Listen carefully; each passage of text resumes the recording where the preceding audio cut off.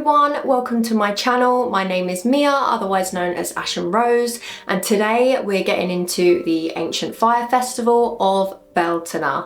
Not Beltane, Beltane, but we'll get into that in a minute. Whether you're new to celebrating this time of year or looking to deepen your understanding, I hope you find something valuable in this video. With that said, I am sharing my own information that I've gathered from research and personal experiences, but I do suggest that you do your own research if you'd like to learn more than what you discover in this video. So let's get started with the basics. How do you say it? Beltane is often mispronounced as Beltain, including by myself embarrassingly recently. It's supposed to be pronounced Beltane or Bealtain. I'm sure I'm still not saying it perfectly, even though I've looked at so many videos of native Irish speakers on how to say the word. The only way I'm going to get better at saying it is by repeating it. Okay, pause. I've just had to add this in while I'm editing. The way I pronounce Beltane through the whole video gradually deteriorates to Beltane, and I'm very sorry, people of Ireland. I'm so sorry. So I apologise if it's torturous, but we're all about learning here. You might see Beltane spelt in various ways, but the name itself is supposed to have derived from the old meaning of bright light or bright fire, which perfectly captures the essence of this celebration. A common misconception about Beltane is that it's a deity-related celebration. While some scholars propose connections to a god called, I believe, Bel or Belinus, at its heart, Beltane is a celebration of light and a return of the sun's strength. Which leads me to my next point. A common misconception is that the original Gaelic Beltane is related to the Green Man. This association is much more recent and does not relate to the original Gaelic Beltane.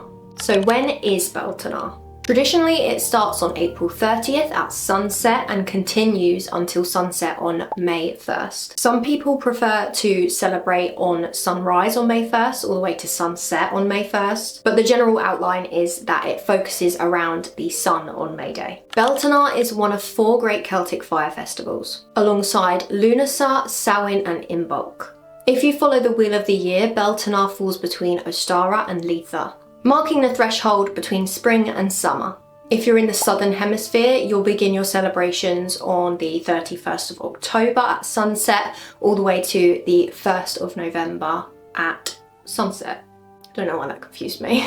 The earliest mention of Beltane is in Old Irish literature from Gaelic Ireland. Still, it was celebrated in other Celtic regions like Scotland and the Isle of Man, with similar festivals in Cornwall and Wales. These aren't the only May celebrations in Europe. For many years, various cultures have welcomed May with their own unique festivals, usually centering around bonfires, such as Germany, the Czech Republic, and the Netherlands, just to name a few. Many cultures have had their customs taken, distorted, and stripped of any of its roots, which is appropriation and erasure. This is even worse in the day and age of social media and witch talk. So if you decide to celebrate Beltane or follow the wheel of the year, it's just important to be informed and respectful about the influences within your practice. If you choose to celebrate in ways that differ from original traditions, then that's completely fine. But what isn't fine is claiming that something that you're doing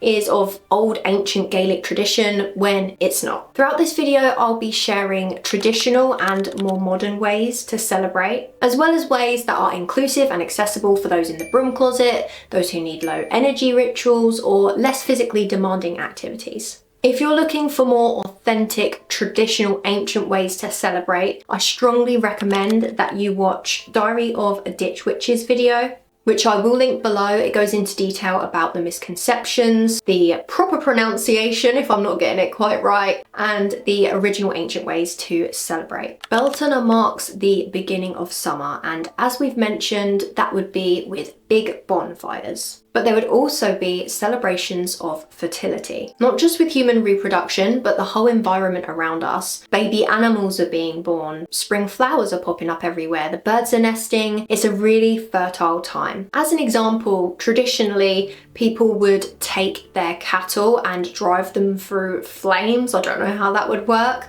but that would be in hopes of purifying them, stopping them from getting any type of illness, and hopefully having having fertile livestock because that was their livelihood. This would also be a time for protection, cleansing, and also being blessed for a good year ahead. There are way more associations to this time of year, like abundance, the fae, and union, for which I will provide activities that align with these themes, as well as symbolism like colours, plants, and even crystals. But the way you choose to celebrate this season will be uniquely yours. There's room for personal expression in the way that you choose to celebrate, if you choose to celebrate at all. Now, the fun stuff. Let's go over various activities that you can use to celebrate Beltane, May Day, or just simply honour the season. I'll cover options for solitary witches, group practices, low energy rituals, and broom closet options too. Starting with fire. Like all Celtic fire festivals, Beltane is traditionally associated with fire. Historically, communities would extinguish all fires on the evening of April 30th, and then there would be a bigger bonfire that was built and lit, and everyone would take an ember from that fire to relight the fires in their hearths. Some people would leap over the fires in hopes of purification and good fortune,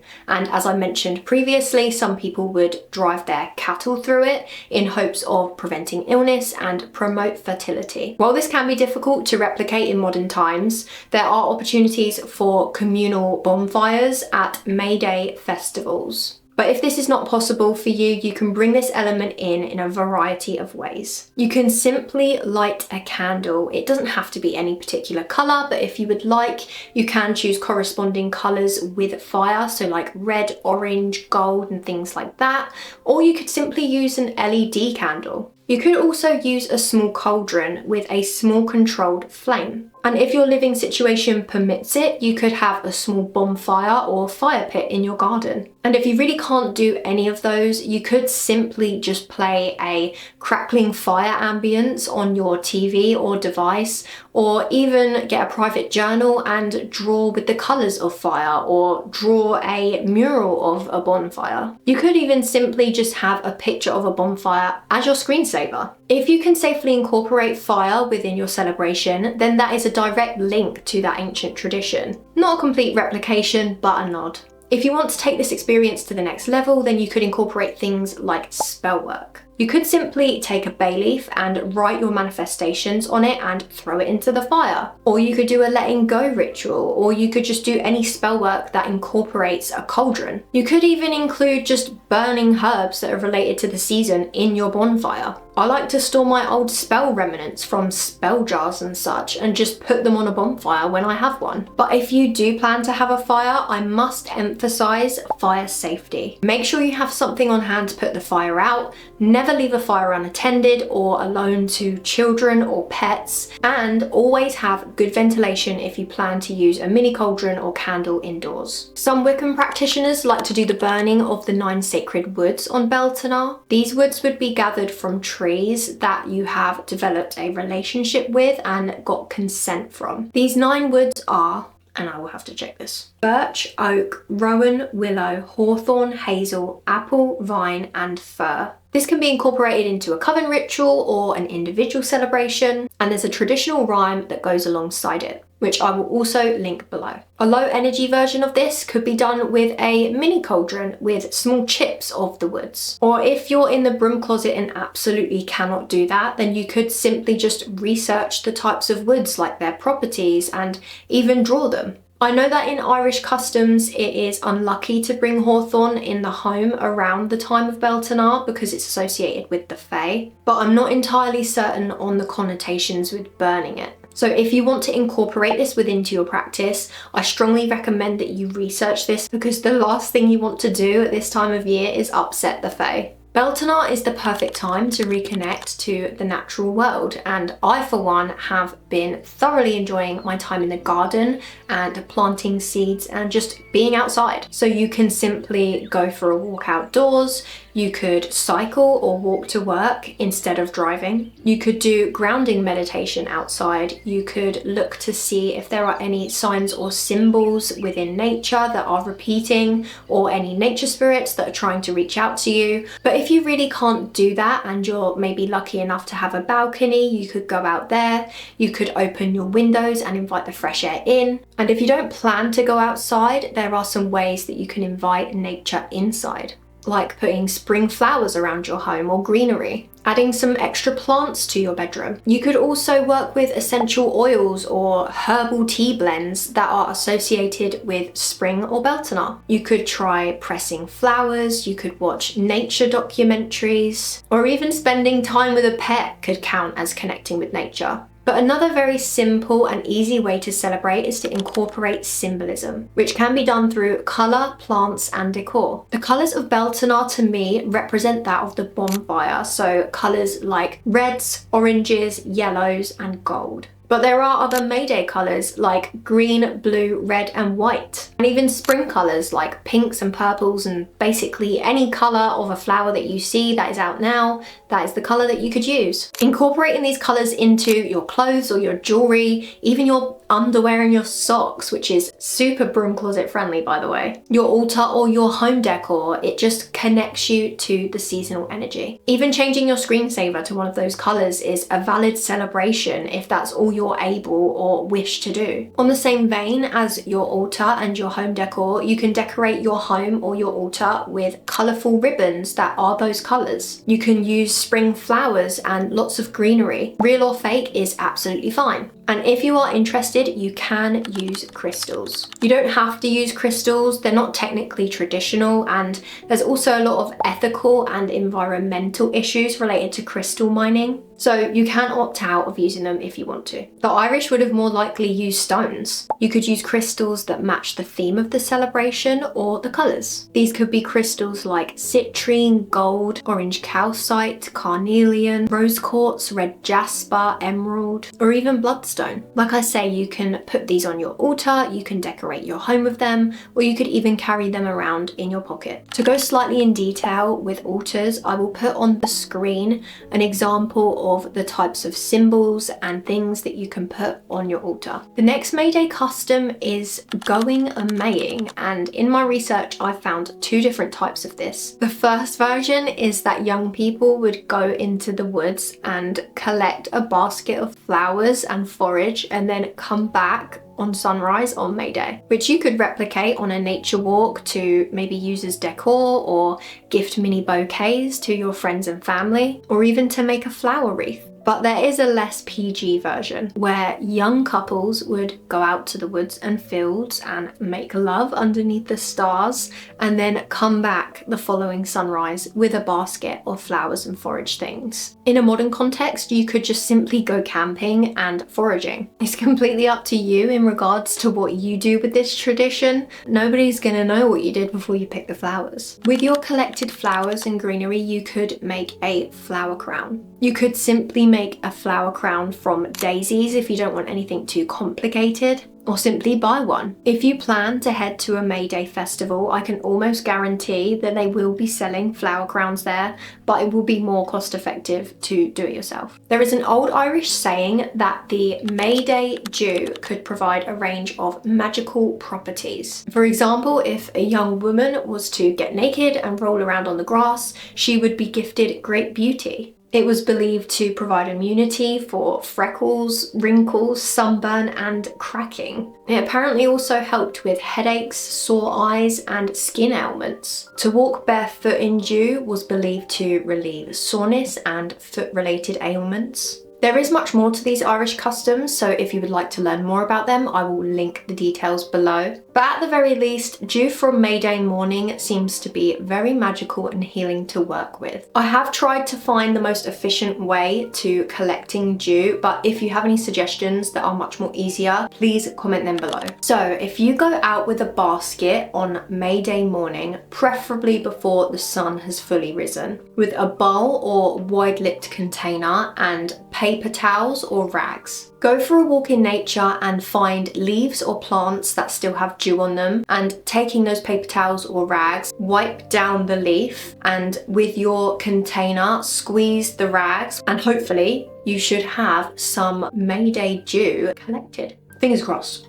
Another thing that you might find at a May Day festival will be the Maypole, which is supposed to represent fertility with a phallic symbol going into the earth, which is meant to represent the womb. It has colourful ribbons attached to the top of the pole, and each person will hold a ribbon and they will dance and it will intertwine the ribbons together. Some people even make mini Maypoles out of a pencil or like a stick for their garden. As a celebration of light, Beltane is the perfect time to honour the sun. You can dance in the sun, you can meditate in the sun, you can simply go out and lay on the grass and absorb the sun's energy. And to go full circle, you'll have your bonfire, which represents the sun. On the same note, if you are a deity inclined witch, now is a good time to make offerings to your chosen deity, especially if they are a sun related deity. This doesn't have to be through grand gestures, this can be through dancing, playing music, or a devotional drawing, even silent thoughts of gratitude. In Celtic tradition, Beltane is associated with the trooping fae, fairies who apparently travel from their winter locations to their summer locations at this time. So you might hear unusual sounds in the countryside or have strange experiences. In folklore, it is said to leave offerings of milk, honey, or fairy cakes,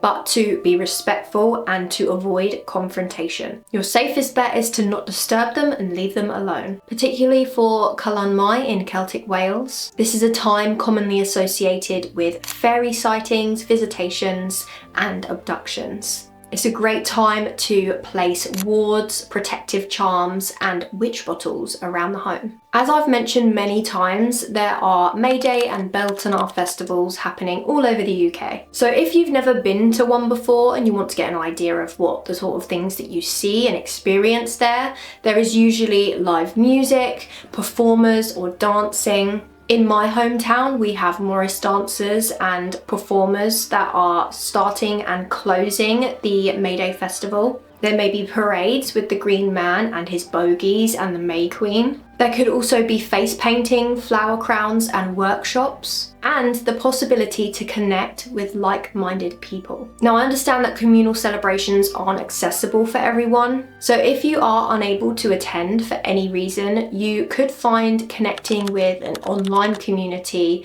extremely valuable. So on that note, I would like to quickly mention that I have a free to join Discord coven, which can be completely anonymous if you wish it to be. It's a safe, supportive space with 600 plus members. We recently hosted a fun Ostara bingo challenge, and our community is all about supporting each other's unique spiritual paths with no judgment. To join us, simply click the link in my description. Once you're in, just simply head to the rules channel and thumbs up the Carl's bot message within the first hour. This prevents any sort of bots or scammers joining. If you can't or don't want to do that, then you can simply just watch old festival footage on YouTube or listen to May Day themed music. Now, Beltane is an extremely popular time for weddings and handfastings, which I believe is legally binding in Scotland and Ireland, but it can also be considered a social commitment. Now, these ceremonies are often held outside during this season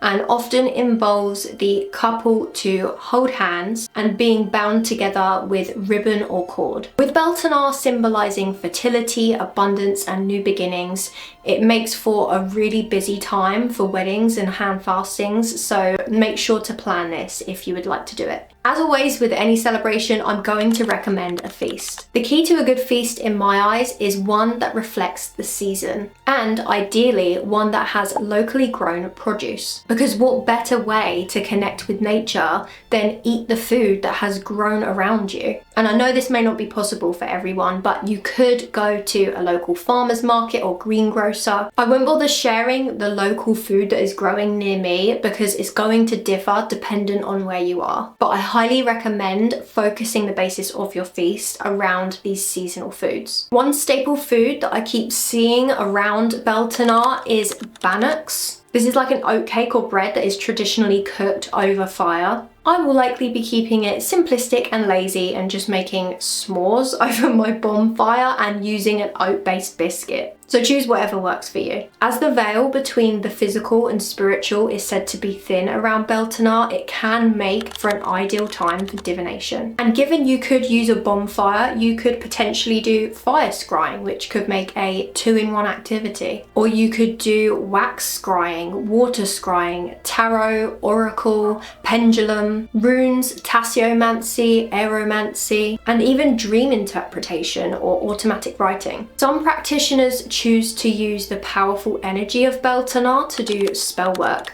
and usually this revolves around the themes and associations. This could be good luck, this could be fertility related, not just with reproduction, but new projects and beginnings. It could be fire spells, it could be sex magic with a consenting partner. It could be protection, it could be purification, and it could also be glamour magic with the Mayday Dew. This could be something as simple as having a shower or washing your hands and visualizing the water energetically cleansing you. Or you could use water to write sigils on your arms so nobody will see them. It doesn't have to be overly complicated if you don't want it to be. A lot of witches don't do any spell work during celebrations, so if you don't feel like doing it, then just skip it. Use your intuition and your energy levels as an indicator for what you want to do for the day. It doesn't have to be perfectly executed. However you choose to celebrate, the most important aspect is that it is meaningful to you. Whether you're honoring ancient traditions or creating new ones, celebrating as a group or as a solitary practitioner, the end goal should be for you to feel spiritually and emotionally restored, not drained. I'd love to hear how you're going to celebrate Beltane, so please share your plans in the comments. And if you're looking for more information about witches' celebrations, don't forget to subscribe, as that would be super helpful. Thank you so much for watching, and I hope you have a wonderful Beltane.